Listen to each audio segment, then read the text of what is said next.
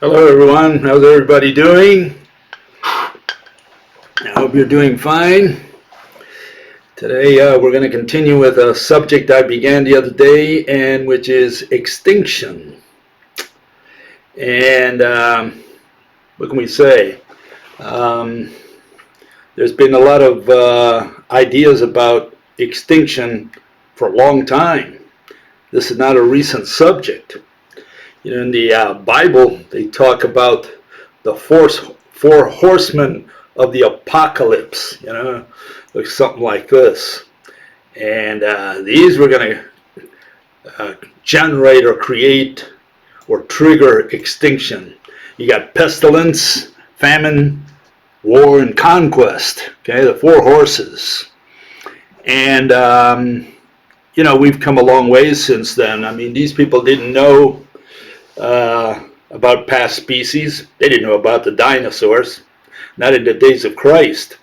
And so they came up with little fairy tales, little stories. In fact, they had one before that already, and that was what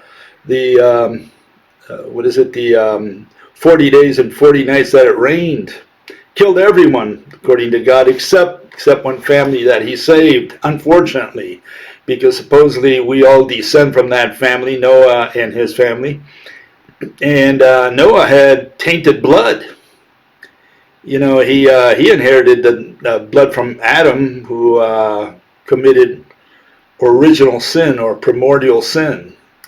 I mean, you would think that God would have been a little smarter and started all over again, his experiment. The first one failed, so let's do another one. No, he kept going with that. And the question is, how is God going to kill us next time? Okay, he's going to have to be a little more creative, you know, maybe not do it rain next time. Anyways, we've done better. We've learned that other species disappeared. There's a little chart that gives you a quick view of what the establishment, what the paleontologists think about extinctions, and it looks something like this. There were many extinctions, mass extinctions throughout history of life on Earth, but there were 5 major ones where a lot of species died. And those were the Ordovician, Devonian, Permian, Triassic, and Cretaceous. One theory or one speculation is that we are now in the 6th mass extinction, because we see lots of animals dying around us. You know, there were probably 1 million lions at the beginning of the Christian era in the world. This is an estimate, just out of nowhere, but there were lots. About 50, 60 years ago, there were only about 150,000, and today there's only 35,000. So something's happening to the lion world, and that's just one example. There are other animals which are on their way out. Yeah, we talk about all these endangered species that are out there. Some even died within our you know, modern era. You've got the what is it, the Australian what is it, the tiger? What is it, the I forgot the name, but a little marsupial who looked like a fox, you know, like a little wolf or whatever. And he's gone. He died, I think the last one died in 1936 or thereabouts. Anyways, yeah, we've had extinctions more recently, and so we investigate those. People come up with theories, and what's interesting about the theories we have nowadays, they don't match what people had 2,000 years ago. You know, these people talked about what pestilence, war, famine, conquest, okay? And hardly any of those show up these days. I mean, here you have a notion that I put forth the other day. We have the Cretaceous asteroid strike. We have the Permian volcanoes, the Ordovician gamma rays. Okay, these are the ideas we have of extinction these days, and none of these, the people 2,000 years ago wouldn't have even proposed anything like this. Okay, this is all modern. So people don't talk about these theories that, or these ideas that our ancestors had like 2,000 years ago. In fact, here's a list. This comes out of the Wikipedia of what people believe, or the really what most people believe, but what the paleontologists believe, or the who knows, the enthusiasts, the futuristics, whoever they are. This is what they think are the possible scenarios for the extinction of man. And the first two you see there, pandemic, viruses, bacteria, that's pestilence, right? Nuclear or biological warfare, that's infighting. I don't know of any species that ever died out of infighting, but this is what they propose, simply because we have nuclear weapons. So far we got two of the ideas that we find in the Bible, with the four horsemen, pestilence and war, right? Then you have new ones, which nobody ever thought about in the old days, climate change, population decline, habitat threats, okay? Those are new. Then you have the catastrophes. They wouldn't have thought about that because they didn't know about dinosaurs and so on. You have geological disasters, cosmological disasters. Sun's brightness causes Earth oceans to evaporate. Okay, that's going to be in a few billion years probably, or maybe 100 million years, I think is the date for that. Then you got the sun engulfing the Earth. That's probably going to kill us 7 to 8 billion years down the road. Okay, and hopefully a lot of people think, well, we'll be out of this solar system by then, so maybe it won't affect us. Okay. Uncontrolled nanotechnology destroys the Earth's ecosystems, and creation of a micro black hole. I wonder where that one came from. They want to create a black hole, at CERN. They accelerate particle and create a black hole. Absolutely great. Zero-dimensional thing that destroys that. That's better than spirits. And then you have, the conquest one, I guess, invasion by militarily superior ET aliens, post-humans that replace us. They're smarter and tougher than we are, so they don't need us anymore. And, super intelligent entity that annihilates the human race, something similar. What's conspicuously missing from the list is famine. That's the one we had with four horsemen. Well, the others are more or less represented. You have pestilence, war, and conquest. Where's famine? That's not going to kill us. Nobody even thinks of famine, of food. I mean, you go to the supermarket every day, there's all the food you want. It's unlimited. How does it get on the shelf? We don't even know. By magic, It's like the light that you receive or the water you receive in your house. No one has any idea how that gets there. Nobody cares. It's like, oh yeah, I turn the faucet on and the water comes out. And when I need food, I just go to a supermarket and there it is, by magic. How it got there, we have no idea. Who made it, who packaged it, who delivered it, no idea. All we do is just go with money and we can get by anything we want. And so we've gotten to the point that we take food for granted, okay? And so famine is not on the list. Big absence, I would say.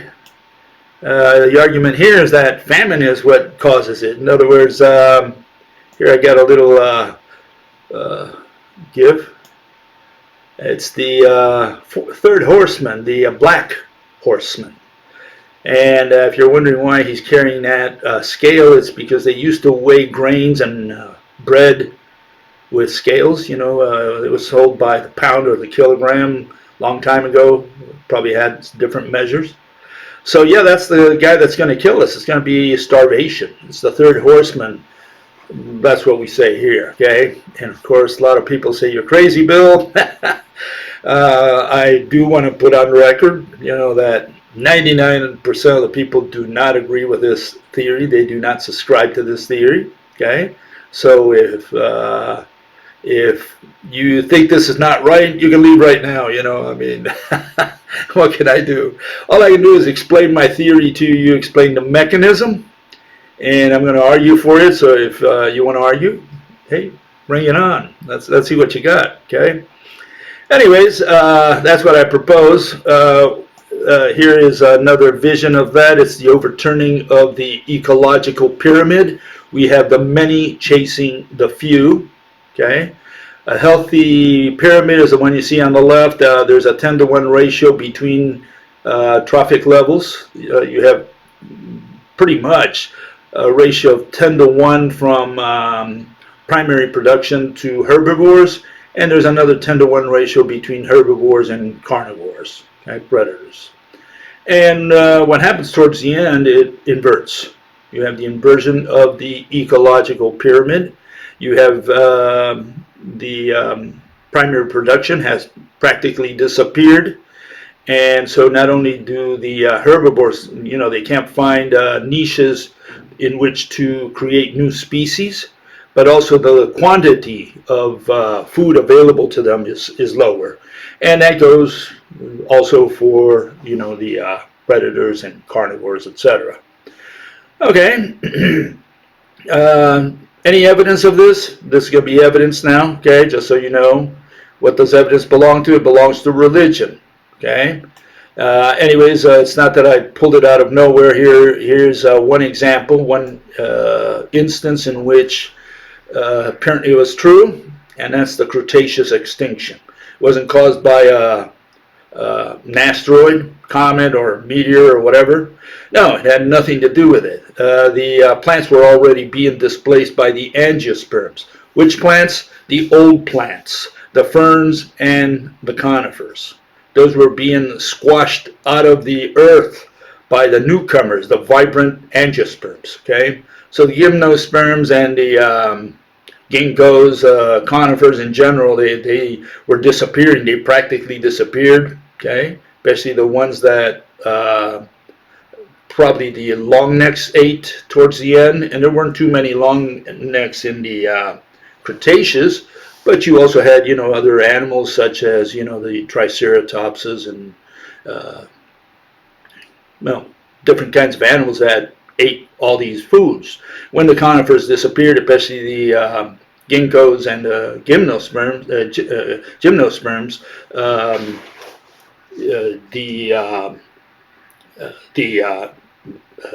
dinosaurs, the herbivores that used to eat that, they couldn't diversify, and their numbers reduced. And because that happened, so did the carnivores. Okay, so that's going to be my notion of how extinction proceeded. Okay. Okay. There are certain things that we aren't able to do. Here I have some things that God can't do. God's all powerful, all knowing, and God has a problem, lifting a stone that he can't lift. This was discovered by some philosophers in the past, okay? And God can't square the circle or circle the square, okay? He's got problems with all those kinds of things. In fact, God has enough on his hands just trying to exist. He's fading away year by year, he's disappearing. And there are many things that humans can't do. And here's a summary of those things. These are some of the things that I propose humans are not able to do despite their intelligence, their technology, and their ability to see the future, foresight, okay, in advance. We can't have babies anymore. Okay, babies are out, and women think that they have free will. Well, they better think again. They don't. Deterministic processes make it impossible to have babies, and the main process there is the transition from the country to the cities. That's what happened. In the last 50 years, more than that really in the advanced nations, but in the underdeveloped nations, that process is still going on, where everybody's moving from the country to the cities. The cities are becoming swelled, and the country is being left to agricultural corporations, which produce the food that feeds the cities. And that's the new mode on a general scale all over the earth. When you come into the city, you can't have babies anymore. That's got nothing to do, or little to do, if anything, with NGOs, these non-government organizations that go there and coach women not to have babies, to have fewer babies or whatever. That's secondary. The main problem there is, or the main culprit for why we're not having babies, is the transition from the country to the city. Can't have 10 babies in an apartment, period. Okay? You can't eliminate the wealth pyramid. We're always going to have rich, middle class, poor. There's going to be that pyramid, and nothing will change that. Now, a lot of people, I was a communist for many years. I thought we could change that. I learned the hard way, it's not going to change. And, there were revolutions. You had Lenin's revolution in 1917. And even before that, you had the French Revolution, where they killed the kings 100 years earlier, and what happened? Well, a new class of people came in there. They became the rich. They became the new kings. That's all that happened. So revolution only brings new people to power. That's all it does. It doesn't change the overall structure. Even in so-called communist countries like Cuba and North Korea, you have the pyramid. Guy at the top, he's got a limousine. The guy at the bottom, he barely has enough to eat. That's everywhere. No one on the planet, no country on the planet lives any differently. Okay, increasing genetic diversity, we have no way of doing that. Some people think, in fact, there are some. The other day there was an article about a Chinese who's been tailoring or tinkering with genetic, trying to change the genetics of babies. Some people say it's unethical to do that. Well, that's another story, right? But the issue is, can we do it? Is it physically possible? And I don't see any possibility of that. What they're trying to do is create genetics in such a way that it can withstand diseases. That's the primary focus of that process. I'm not even sure the goal is right, because we don't die of diseases these days. What we die is of old age. The age of diseases has gone by. So even if we did, but I don't even think it's possible. Genetic diversity will continue to disappear in the human race. We already have very little genetic diversity.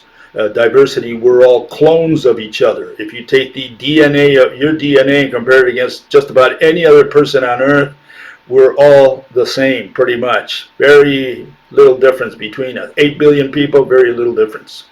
We can't avoid growing old. We can't avoid dying individually, right? We can't do anything about overturning the population pyramid, which has been overturning since 1963. Last time we had 2.3 growth rate on global. This is for the whole world. Today it stands at 1, and by mid-century it's going to be at 0. Okay, and someone clarified that doesn't mean we're not going to have babies. No, you're right, and I guess I misspoke last time. I want to clarify that. I'm not saying we're not going to have babies. I'm saying, one person is born, one person dies, so the population stays stable. At least for a few minutes. I think it's going to drop after that. It's never going to go up. It's never going to stay stable. It's going to go down. And that's if we ever reach 2050. I doubt that very much anyways. We cannot travel to the past, to the future. That's relativistic nonsense. Travel to the nearest star, impossible. No way we can do that. Colonize Mars, I don't think it's ever going to happen. Yeah, if we had 1 million years, maybe you could terraform Mars and play around with the atmosphere and the pressure and the gravity, But again, Mars is a smaller planet. Not half, but close to half the volume of the Earth. And even if we could terraform and fill it with water and have breathing air, we would have the problem with gravity, because being a smaller planet, it would hold less air. Therefore, the pressure at sea level would be different. Okay, it would be not as as strong as it is here. How long it would take, calculations based on current technology stand anywhere between 100,000 and 200,000 years. Can we improve on that with some kind of advanced technology? Well, even assuming we could, I cannot imagine it's ever going to happen. Colonizing Mars, like Carl Sagan dreamed of, and contacting the Klingons and so on, it's never going to happen. We're dead. We're on the last stretch now. So, well, again, some people have these dreams. They watch a lot of Hollywood movies. That's where they get their education. They believe all this is possible. Okay? I can't do anything about it. You believe what you want. Extinction of the human race. We cannot avoid it. All species are born to die. There is not one species that survives. Some people believe there are species that live forever. They have these Lazarus species. And there's a big issue there. It's just, what can I say? Plain ignorance. And that comes from paleontologists, certified guys, so go trust them. Anyways, recapping what I did last week, just so last time. Extinction 101, you're going to put comments. Start by telling the crowd how past species disappeared. Don't start with man. Everybody loves to talk about, everybody's an expert on man, on humans. We all know how they're going to die or how they're not going to die. Everybody knows that. Everybody's got an opinion. Nobody's got a mechanism, because so far I haven't seen any mechanism. But it'd be nice if you can show that you're an expert at extinction before you show your expertise in the extinction of man. Okay? And that I call Extinction 101. Extinction of man, we'll call that Extinction 102. Okay? You can't get to 102 until you did the prerequisite. Okay? So you must explain past extinctions. I argued that food chain was included in all extinction theories. Therefore, it's the common denominator. It's what I call the cookie cutter. Okay, we can apply it to any age, any habitat. We can apply it to any climate, and it also explains selectivity. You can explain through the food chain why one food chain disappeared, why one remains alive, and you can also explain with this mechanism why what disappeared was always, in every case, 100% of the cases, okay? The old species disappeared. The new species, the ones that Mother Nature spawned relatively recently, those were the ones that continued. The mammals came after the dinosaurs. What disappeared were the dinosaurs. The dinosaurs came after the archosaurs. The archosaurs were born or were spawned before the dinosaurs were spawned. The synapsids came before the archosaurs. They were spawned by Mother Nature before the archosaurs. Isn't there a pattern there that you see? It's like, it's always the old species that die and the new ones that continue. Well, the only reason for that is food. When the plant disappears, the one the old species got used to after millions of years, all these species diversified, and each one got their own niches and their climates and different plants and whatever they ate. And when that whole ecosystem, disappeared, so did the animals that forged a long-term relationship with them. Why didn't the other animals die? Because they were small at the time.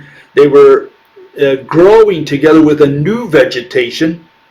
And as far as they were concerned, they were not even part of the other food chain. So we're talking about different food chains. Same in the water. In the seas, what you had is different food chains. When one food chain disappeared, like in the case of the mosasaur at the end of the Cretaceous, they disappeared. That didn't affect the fish at all because they were two different worlds. The mosasaurs ate a lot of ammonites. It turns out the ammonites disappeared. What did the ammonites eat? They ate the foraminifera. And those disappeared, which, by the way, they were all giants. The foraminifera were giants, as well as the nanoplankton. They were big monsters compared to what came after. The ammonites, they disappeared. Why? They were big. Mosasaurs, they disappeared. Why? Because they were big. All the big guys disappeared, and the little guys stayed behind. In general terms, this is in general terms, but you'll always find that what disappears at the end of a mass extinction is always big. Bigness represents that this animal not only was king of the planet at the time or ruled his niches, etc., but he forged a long-term relationship with the plants and was able to grow according to what is known as Cope's law, the fact that animals over time grow bigger and bigger and bigger. We are bigger. You know, you've seen the little picture of the little monkey, then a bigger until it comes to man, right? And that's what it was. We're bigger than what our ancestors were in general terms. Okay, so you got to look at these things. T-Rex was big. He was the guy who died at the end, and he wasn't made big from the start. He grew to that big size over millions of years. Anyways, plants undergo cycles. Plants have this overturning of their population pyramid. They have their loss of genetic diversity after millions of years. They will die no matter what. Today we're helping that process. People don't like to eat grapes with seeds, so they eat seedless grapes. And so what do our farmers do? Well, they clone these plants. I don't know if you've seen how grapes are grown today, but they just take a piece of another plant, they plant it, and they have a new plant. So it's all cloning. All that stuff is cloned. We do that with horses. We do that with cows also. You don't let any bull just mount a cow or any horse like a racehorse. You don't let anyone. He's got to be the winner. He's got to be the star. That's the kind of semen you want inside that female. Okay. And so the other guys, I don't know, they have to masturbate or something over there. And man cannot avoid the same process. Man cannot avoid running into starvation. And the main reason for that is that we grow food for an abstraction we call money. And my argument is going to be that it is money which is going to disappear. We have this abstraction, and our very lives depends on this abstraction. And yet people have trouble believing that, that it's food that's going to disappear because no one will produce it or distribute it to the cities. Why? Because money has disappeared. Because no one will accept money at some point, either because it devalued completely or because we all lost our jobs, or most of us lost our jobs, and the only purpose of money is to pay salaries. That's essentially it, okay, in a nutshell. And I'll go over more detail probably next week on this, but here we have the proposal. Anyone who wants to put a comment needs to deal with Extinction 101 first. If you can't put anything about the past animals, you know nothing about extinction. Much less can you know about human extinction. And people don't like that. People say, no, I want to talk about human. See, I'm an expert only in human extinction. But they don't know how any of the past animals died. No one. I received no comments on past extinctions. No one came up with a mechanism saying, let me tell you how the dinosaurs died, how the synapsids died, or how the Archosaurs. No one. Not one person. But everybody, I had a lot of people put comments for all over the place. Everybody's an expert on human extinction. We know exactly how humans are going to die or how they aren't going to die. Okay, how they're going to avoid extinction, right? But we don't know anything about extinction, and that's suspicious. Okay, once you did that, well, then you got to tell me how humans will, if humans will ever die. Are we going to live forever? Some people believe we're going to live forever. Others say no, but they can't come up with a foolproof mechanism. If you can't come up with a foolproof mechanism, you cannot say that we will die, that we will become extinct. You have to believe, like the other guys, that we will live forever, because you don't have a mechanism. Okay? So again, those are the questions you got to answer. Will humans ever die? And if so, okay, if we will die, you got to have a foolproof mechanism for extinction. And if you say that we won't die, you're not off the hook. You still have to come up and say how we will avoid extinction, especially if you can tell us first. Extinction 101, how the animals in the past died. Because if you don't know how the animals in the past died, and you say, well, I don't know that, I don't care because it's irrelevant, well, then, and then you can't tell, and then you say, well, and we won't become extinct. Well, then you eluded the question. That's what you did. You weren't able to tell the crowd, the audience there, how the animals in the past disappeared, and you cannot project that onto man. You just have an opinion. That's all you have. You don't have a mechanism, okay, of avoidance or of extinction. Okay, so let me get to the comments. And again, none of them addressed Extinction 101. Okay, so we'll just have to go whatever we have there. And here's one of the comments that came up. Says, if you enter an argument wanting to tear it to pieces before you even hear the argument, then you have no intention of finding truth. It only proves that you're too steeped in your own superstitions to consider truth. Loved it. Okay, so how do I reply to that? Well, here it is. First one is that, anyone who talks about truth or proof is talking about religion. He's a religious fanatic. We don't use the word truth in science. We don't use the word proof in science. It's only religious fanatics who use those words. And, proof is in the putting it in alcohol, as far as we're concerned. Religious individual attempts to talk about evidence because he's trying to prove to the jury. Scientist does something different. Scientist explains a mechanism so that you understand. You reach your own conclusion in your own dark basement later on.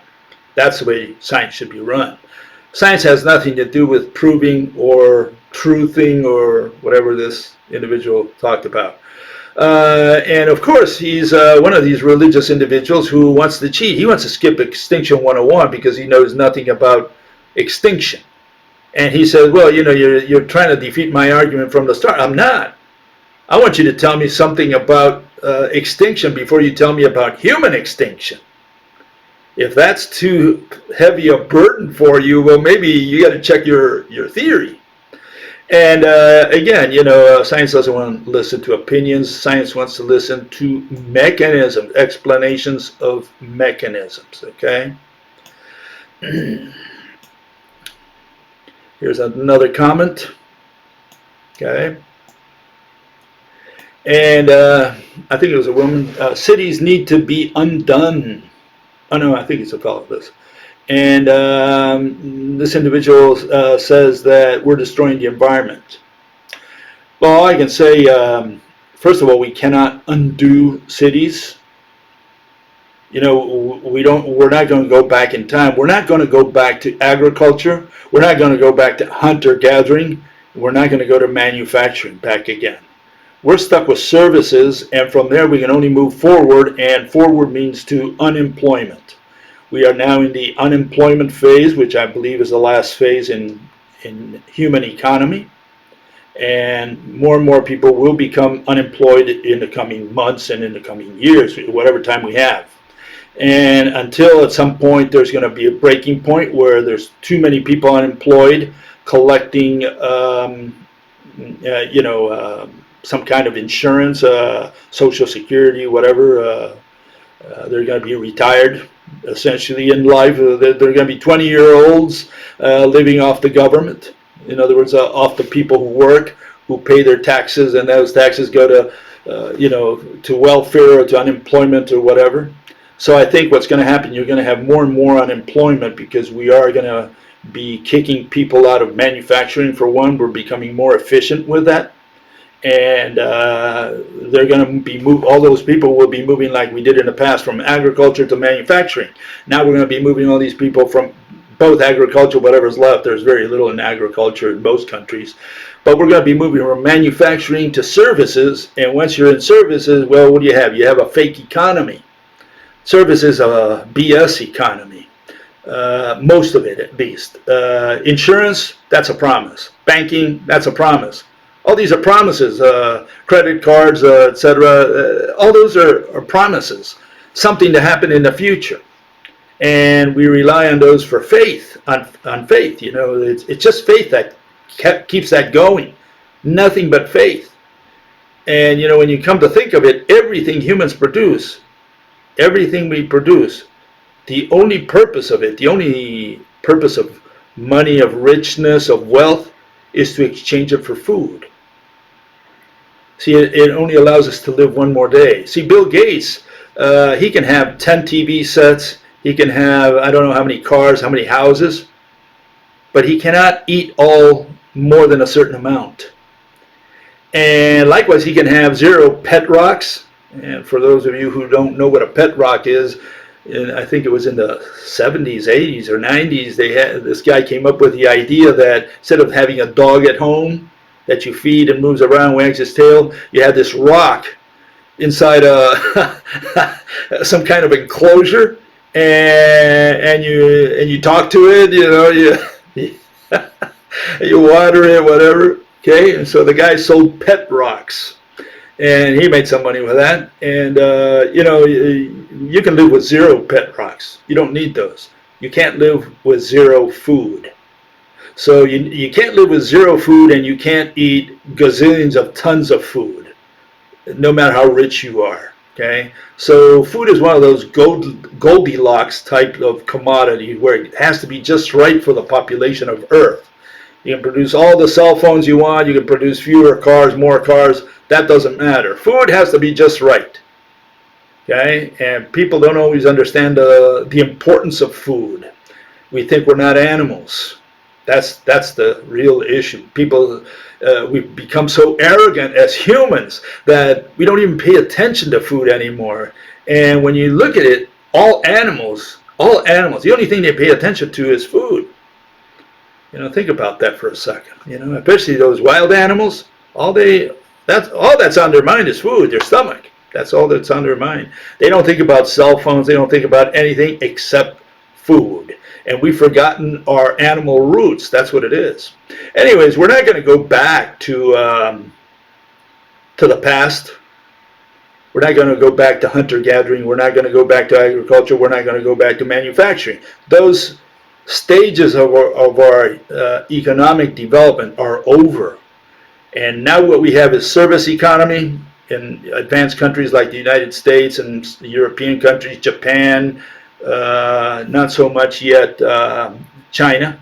But all these countries, at least the advanced countries and a lot of the underdeveloped countries, in fact, they have like 85% of their economy, their GDP, gross domestic product, you know, is services. And services is a BS economy. It's an abstraction. There's no such thing as services. But especially the narco-caps, the anarcho-capitalists, they talk about value. Oh, value. So they have this abstraction. They think Mickey Mouse is for real and Donald Duck. They have this Disneyland economy. This is our notion of economy. This is what they were taught. This is what they repeat, and this is what they believe in.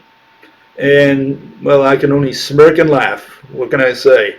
You know, the real economy is the food economy, and if you want to add something to that, add manufacturing. Don't add services, which is 85% of our economy, and it's all abstraction. There's nothing there. The day the Martians come and find us all dead, they will find the food that we may have left behind, maybe the fields, you know, with some plants there. They'll find the highways, they'll find the houses, they'll find the cars, they'll find our cell phones. They will not find a single service. Services disappear overnight. Okay. Anyways, this is my answer to that. Extinction is guaranteed. Okay? Humans cannot avoid extinction. Okay? Illuminati, some people talk about those, the New World Order, nonsense. Got nothing to do with it. The rich people can't avoid it either. In fact, when the caca hits the fan, okay, the rich people won't be able to escape. what's coming. They won't be able to pay their employees with anything except food. Food will be the only thing of value at that point. And the slave, the worker, whatever you want to call it, the proletarian, he will have no reason to have allegiance to the rich man anymore. So this notion that, you know, the rich are going to corral humans into pig pens or whatever, chicken coos, it's just too much Hollywood movies. That's what it is. That's where these people get their education. Politicians, economists, preachers, priests, civic leaders, they can't do anything about extinction either. Extinction is guaranteed. It was programmed into our species, just like in any other species, from the moment Mother Nature spawned us. Okay, and you know, she programs it into it. Species die alone in a background extinction and die in mass in a die with other similar species. Like in this case, it's going to be all the mammals. We die all together, all as good buddies. Okay, and here you have Mother Nature spawning man and other animals, and when she spawns them, she's already programming extinction in these new species that she puts out. Okay. Okay. So here's another comment. Okay, person asks, when is it going to happen? And also says whether we can turn it into a background extinction. Background extinction is different than a mass extinction. It's like, you know, some people say, well, why do we have to have a single mechanism of extinction? Why can't we have 10 different mechanisms of extinction? So we do the Cretaceous, we'll do it with an asteroid. How's that for an idea? And then we go to Permian, well, we can do that one with volcanoes. How's that? And the Ordovician, we'll do it with a ZAP, gamma ray from a supernova.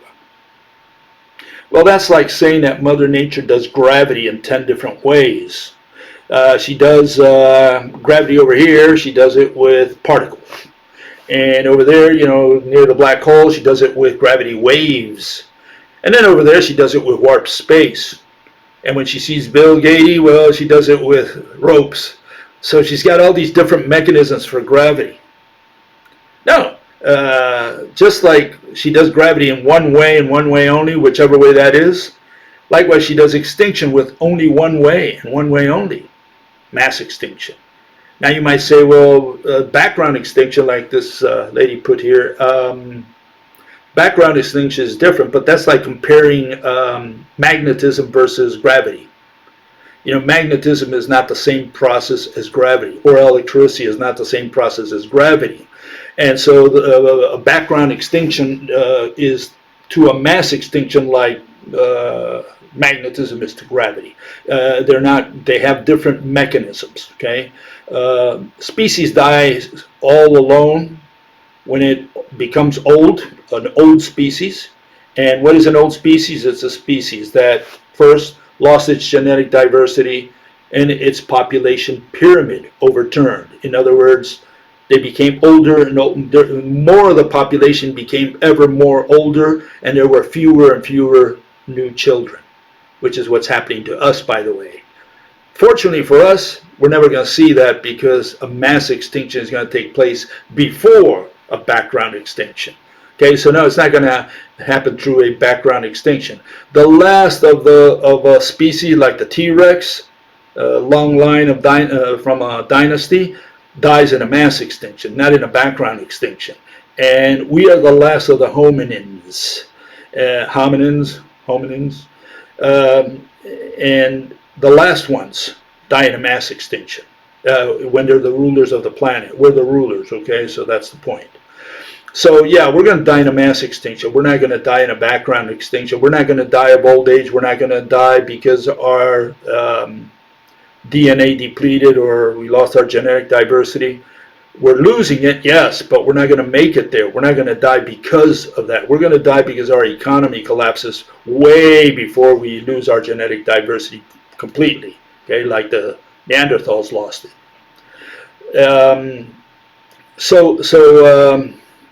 Yeah, she says, when is it going to happen? Well, her guess is as good as mine. I mean, you know, some people say I'm a lousy scientist too, but I'm a lousy astrologer, so I can't tell you when. I can't tell you the 1st of May of the year 2030.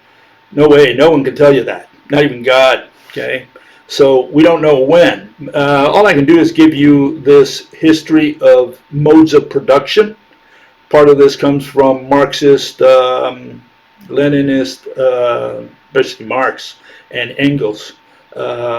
Ideology, okay, but it's they did research, especially Marx did research at the Library of in London for many years, and I think he had a good grip on this issue, so I like to use his notion, and it looks something like this. We had hunter-gathering for over 100,000 years, probably 200,000 years. After that, we discovered farming around the Neolithic era, plus or minus 10, not minus, but about 10,000 years ago, maybe 12,000. Okay, there's different estimates. And so farming displaced hunter-gathering. We started doing less and less hunter-gathering, and we moved into farming. And farming eventually became commercial. We went from subsistence to commercial farming. For the first time, we invented trade, something lots of people today have serious problems understanding. Everybody thinks we had trade in the days of the Neanderthals, in the days of the Upper Paleolithic. No such monster. We're the only animal that trades. You know, typically hyenas don't trade with cheetahs, for example. They kind of steal, but they don't trade. And we never traded. There was no such thing as trading, because the guy who went to trade traded his life. That's what he traded. You don't trust anyone in the jungle. There's no 911 to call. And so we went from hunter-gathering into farming, and at some point we discovered, or whatever, trade, commerce. And for the first time we started trading and became specialized in what we did. Some people did farming, some people did, I don't know, carpentry, others did blacksmithing and so on. And eventually, about 300 years ago, manufacturing started pushing aside farming. We became more efficient in our farms, and people started leaving the farms and going into the cities and working in manufacturing, in industry. And this past century, 20th century, especially after World War II, in fact, during World War II especially, that's what supposedly got us out of the mess, out of the unemployment. And because of World War II and what came after, we started going into services. And what was left behind was manufacturing, and agriculture practically disappeared. Today it's in an advanced country like the United States, it goes anywhere from 1% to 2%, and that's including forestry and other stuff that they include under what is known as agriculture. Not only is labor 1% to 2%, but agriculture is also about 1% to 2% of GDP. On the other hand, manufacturing is still maybe anywhere between 10 and 15%. And services, which is the nonsense economy, anyone who does services is out of a job essentially. He has no job. That's 85% of the people. Okay, and so what's next is true unemployment, where you know, you do whatever you do, but you don't get any money. The only way to get money is from the government, because there is no job out there for you to do, because every niche is taken over. And yeah, people say, Bill, you're crazy. You don't know anything about economics. Okay. It's just what people believe. And yeah, it's incredible, but it's very hard to get some of these points through. Okay, so here's another comment. It says, on the imminent extinction of man, you're right. You are right for all the wrong reasons. Oh, okay. Let's see. We are heading towards extinction because of genetic engineering. So we're engineering ourselves out of our bodies or something, right? We're going to become androids or whatever. We will be going the way of Cro-Magnon man, genetically surpassed eventually by the next human hybrid. This guy believes that Cro-Magnon disappeared because somehow he lost his genetic diversity. And that's nonsense, just pure ignorance. And so he believes the same thing, that somehow we're going to be we're going to do some genetic engineering on our bodies, and we're going to disappear as a consequence of that. As far as the animals in the past were concerned, mass extinctions, they never disappeared because of genetic engineering, and that's why it's important to do Extinction 101. You got to tell me how the animals in the past disappeared, because we're going to disappear in the same way, because Mother Nature doesn't do extinction in 10 different ways. And that's what people can't get through their thick skulls. There's only one mechanism for mass extinction, one and one only, and that's why you got to show me what how the animals disappeared in the past.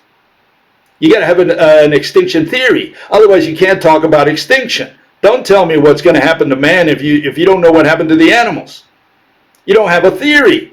You have nothing to provide. You don't have a mechanism. You have nothing to share. All you have is your opinion. And your opinion is worth as much as this guy's. I mean, what does he know about extinction of the animals?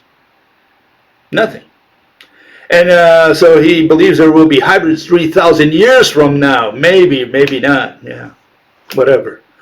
I mean, this is the type of comment I get. I get comments of people who just want to tell you their beliefs.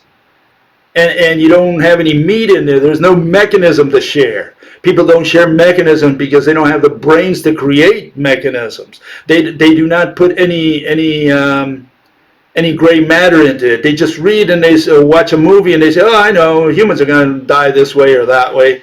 They just get an opinion. They never look into these things. They never do research. Okay, and that's very frustrating, because it's like talking to a wall. Here are the typical arguments that people usually raise. And it says, we've had an economic crisis in the past. They didn't cause extinction. This is one argument always thrown against me.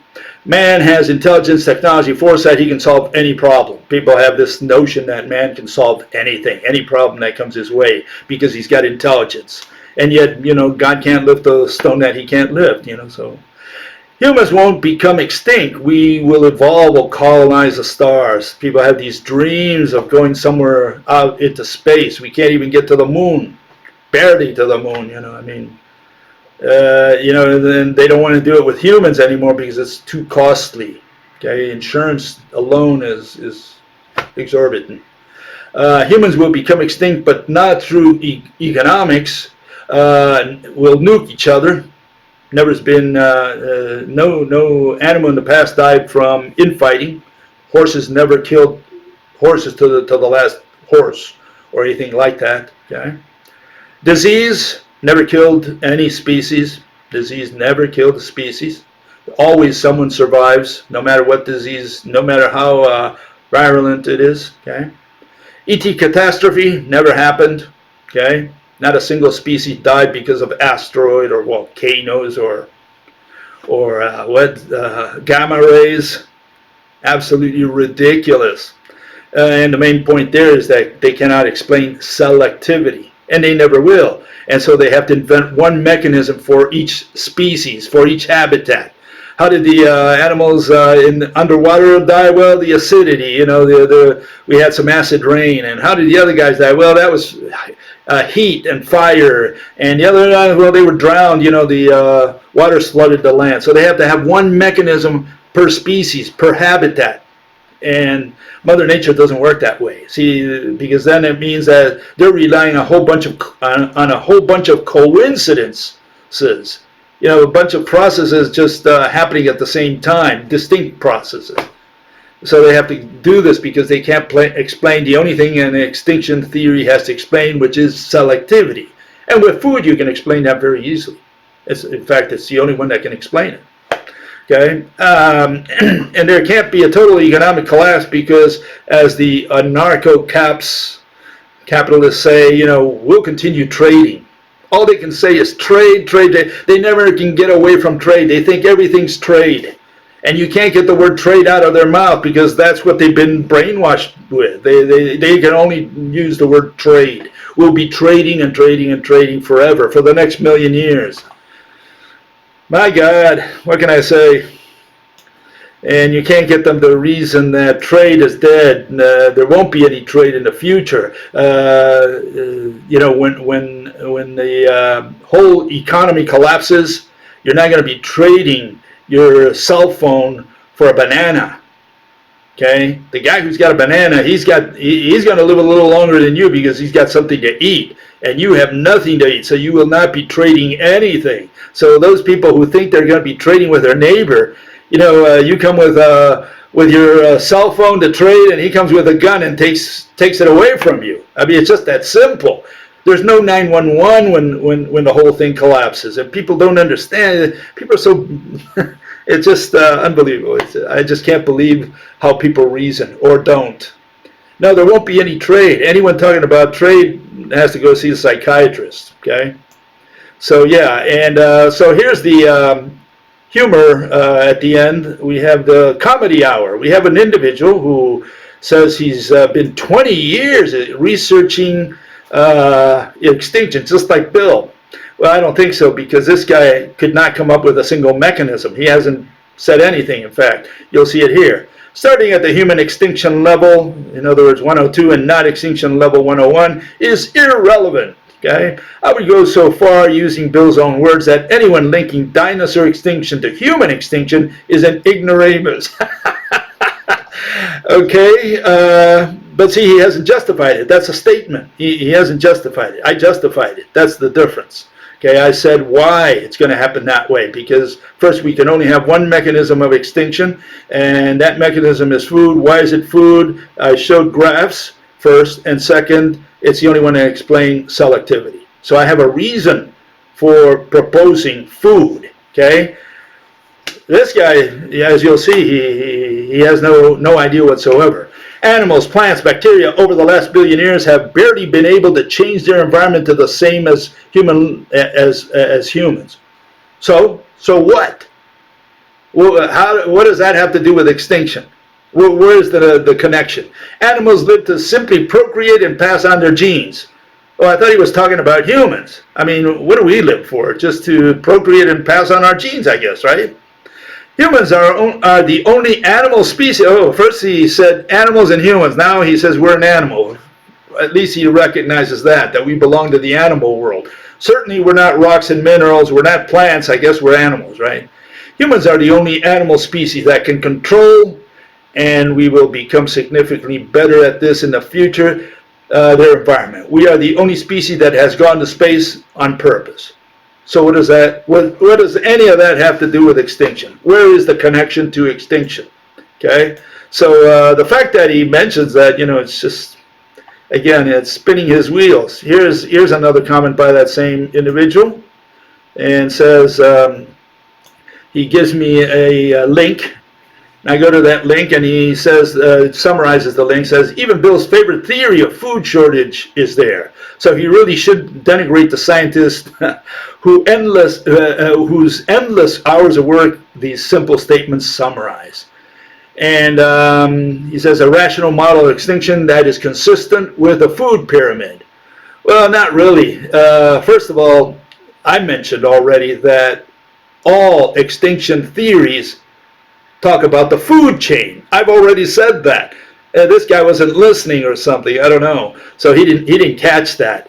And so, but anyways, when you go to this site that he puts in there, and it just shows you how these people think. Okay, how the majority of people think. So this is what you find in that site. It says many theories have been suggested for the extinction of dinosaurs. Some of these have dealt with toxic volcanic gases and dust, asteroid impact, food shortage, mentions food shortage, climate change, okay? What do you find in the entire site about food shortage? Just this statement. This is all you'll find. Perhaps a dramatic change interrupted by the weather patterns or destroyed the food of the dinosaurs. Factors that could cause a sudden change would be what? Asteroid, meteor, a meteorite, comet.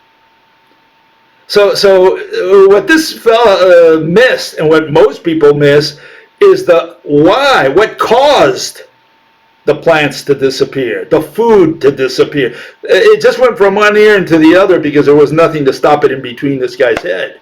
That's why he said that. He's rambling nonsense because he doesn't understand what I said. Okay, so he's putting words in my mouth. And what can I say? You know, it's one of the big problems I have. People not understanding the theory because they don't even stop in long enough to understand it. They just see it superficially continue. So what else does this individual say in here? He shows, you know, how much he understood of the theory. He says, and remember, this guy says he studied 20 years or research or is interested for 20 years in the subject matter. Birth rate is declining, so is death rate, Bill. The average global birth rate was 18.5, blah, blah, blah. In 2016, the death rate was la, la, la. Net equal 10.7. Population increased. Well, we know the population is increasing. He missed the point altogether, and for a guy who supposedly looked at this for 20 years, you wonder how he missed this. This is the chart that shows that towards the middle of this century, world population is going to level off. In other words, we will not continue to increase. Why? Because the birth rate is declining little by little, and the death rate is still increasing now, but not after the hump. After the hump, the death rate will not overcome the birth rate. In other words, it's only after we here. Let me show this other graph, which will put it in the right perspective, which is similar. You'll find these graphs all over the internet. Okay, we go from convex to concave. In other words, towards the middle of the century, it's going to level off. Okay, that's what's going to happen, no matter what. And what's going to happen after that? Then birth are going to go down drastically, and death rates are going to follow right behind because the old people will start dying. Okay, so both will go down, but the birth rate will go down much faster because essentially no one will have children. That's why. So the birth rate is going to go negative. In other words, there will be children born, but one every, it'll be like Halley's Comet, once every 75 years or whatever. It's going to be a very rare occurrence. And the last one shows, for total comedy, it shows what this guy understood here, okay? Let's see if I can put myself in there. He says, so what is Bill saying? Let's see what am I saying. Let's see what he understood. My interpretation and how it actually is similar to what many scientists are saying. Oh, is that so? I'm saying the same thing as all other scientists. I'm saying that what I'm saying, I'm the first guy ever to say it in the last 10,000 years. This guy says I'm saying the same thing as everybody else. So one of those two has to be wrong for sure, okay? So what is this guy saying? He's saying that this is what I say, okay? He says that I'm saying meteor or volcano, some external factor causes a dramatic climate change event. Absolutely not. No external factor, no climate change. Only this girl, the Norwegian girl, she's the only one that talks about climate change. Rational people don't talk about climate change, not because it's not happening, but because it has nothing to do with nothing, with extinction, with nothing. So don't worry ever again about climate change. You'll never see anything related to climate change. That's only for politics. Okay, so this fellow is brainwashed so much with climate change, so he thinks that somehow this external factor will cause, as he says next, the disappearance of plants. So he said this affects plant photosynthesis. Never did I mention photosynthesis. So where he got this, I don't know. He's putting words in my mouth. Some plants start dying out, other plants take over, some herbivores start dying out. This leads, absolutely not, okay? I don't say this, but these are the words he's putting in my mouth. This leads to some predators dying out. It just So happens that the some in this case were the dinosaurs because they were the least able to adapt. Never did I talk about adaptation. I rail against adaptation, photosynthesis, external factor, climate change. I argue completely against each one of those issues that this guy is raising. So obviously he didn't understand squat. And I'm wondering how many other people out there have the same notion. I mean, I keep telling people that, you know, that these things have nothing to do with extinction. They keep bringing them back like, you know, this is what I said. So I don't know what they're understanding. And if the number of predators reaches a minimum number, they will eventually become extinct. Absolutely not. That's not what I say at all. None of this is what I say at all. And so this was really more comedy than I'm saying, you know, how could he misunderstand everything? He didn't catch one. And of course, in none of his writings did he propose an extinction of the animals. In fact, in one of the comments, I may have missed it here, he mentions that he doesn't know by what processes the experts or what mechanisms the experts propose for the extinction of some of the animals in the past. He says that he's been researching for 20 years, but he says he doesn't understand what mechanisms cause the extinction. Of course he doesn't. That's why he wants to skip over Extinction 101, and that's why he says it's irrelevant to us humans because what? We will never become extinct. That's what he says. Well, you know, I mean, a lot of people think like him. They think that we won't become extinct ever again. That's up to each individual to decide for himself. I think not only we will become extinct, but very soon, extremely soon. And why? Because our economy can't sustain for much longer. You know, and that's the reason I think, you know, we don't have too much time to go. But again, that's a gut feeling. This lady asked, you know, how soon will it happen? How much time do we have? And I can give you a rule of thumb to work on in your mind for your own enjoyment if you have nothing to do. And it goes something like this. If all the heads of state today, you know, you get Merkel, you get Trump, you get Johnson, Chinese guy, Putin, South American guy, African guy, you know, the heads of state in one place. Okay, listen to this. And they all work towards the destruction of the economy. They put their heads together. How can we destroy the economy on purpose? Let's commit suicide. How fast can we do it? Sometimes you think that that's what they're actually doing. Let's say they put their heads together to try to destroy the world through the economy. Well, that could happen as quick as today. So, you know, that the starting point. It would take a few weeks for all of us to die, but they could screw up the economy so badly if they put their heads together, they work on it hard enough, and they have all these other people working with them, they can destroy the economy today, and, you know, we would be dead within maybe 1 or 2 years, all of us. So now you have your minimum scenario. That's the fastest. That's how fast we can go extinct. Now, what's the maximum? Well, the maximum is, what if we did everything right? Run our economy perfectly well from here on down, using computers, whatever, you know, whatever. We have the eyes of God, the knowledge of God, and this is what we implement on earth. We implement a perfect system, whatever that system is. And let's say that would allow us to live 50 years, 50 more years. Well, that would never happen. It would never happen because the way humans work is that intelligence is trumped by interest. Interest trumps intelligence. You know, for example, what if the solution were communism? Just to give an example. And the rich would say, well, no, I don't like communism. I'm going to oppose it. And the guy does everything possible to avoid going into communism. And you have all these rich people moving their money around, whatever that takes, because they want to preserve their privileges. So even though intelligence says this is what we should do, whatever it is, I'm just giving communism as an example. Interest will go against that. And so we never get the best of that intelligence can give us. We always get less than that because of interest, personal interest. So those are the rule of thumbs that you can use to get to apply to whatever notion of extinction that you have for humans. All I can tell you is, we will die because of food, because that's the mechanism Mother Nature used in the past. She uses it with all species, and we are a species. We are an animal.